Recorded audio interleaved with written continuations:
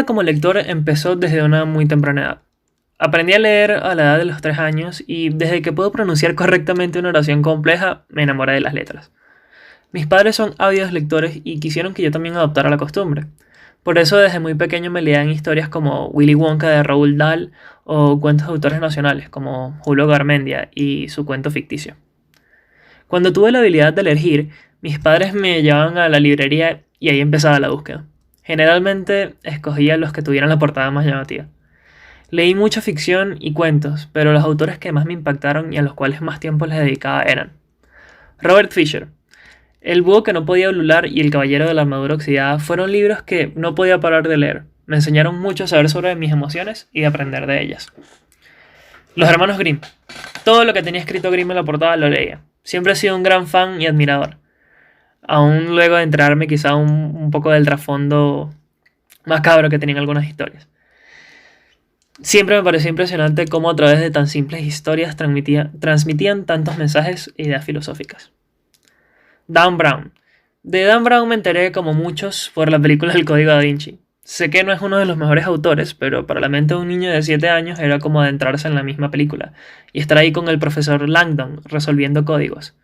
Increíble para leer por diversión. Mientras fui envejeciendo, mi frecuencia de lectora fluctuó bastante. Eran etapas en las que leía mucho o no leía para nada. Me empecé a adentrar en lecturas un poco más maduras, generalmente tomaba libros de mis padres sin pedirlos. Uno de los autores que más recuerdo fue Graham Greene.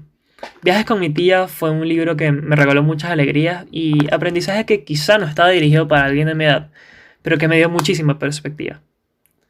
John Katzenbach también tuvo mi atención por mucho tiempo. El psicoanalista y Juegos de Ingenio fueron libros que me recordaron cuánta emoción puede ser expresada por una obra escrita. Edgar Allan Poe no puede faltar en la biblioteca de un adolescente. La primera obra que leí fue Corazón delator y solo por la fuerza de su inmensa creatividad me ahogué en las aguas de sus libros. Un maestro del lenguaje, sin lugar a duda.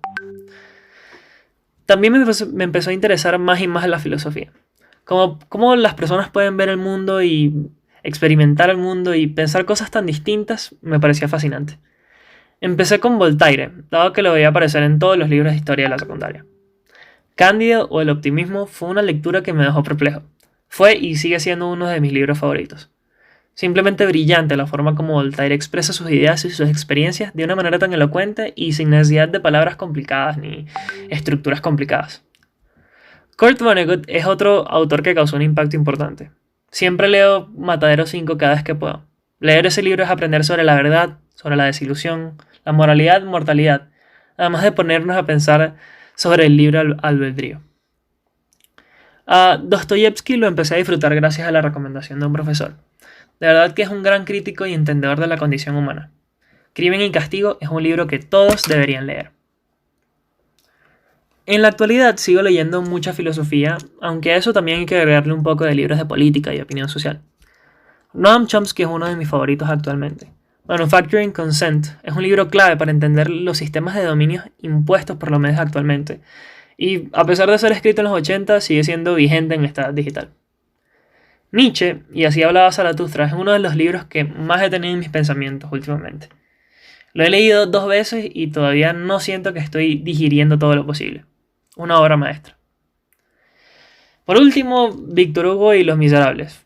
Es un libro que me tomó mucho tiempo leer, debido a que es bastante largo. De hecho, Víctor Hugo duró una considerable cantidad de tiempo escribiéndolo. Y estaba leyendo la versión sin editar. Y de verdad que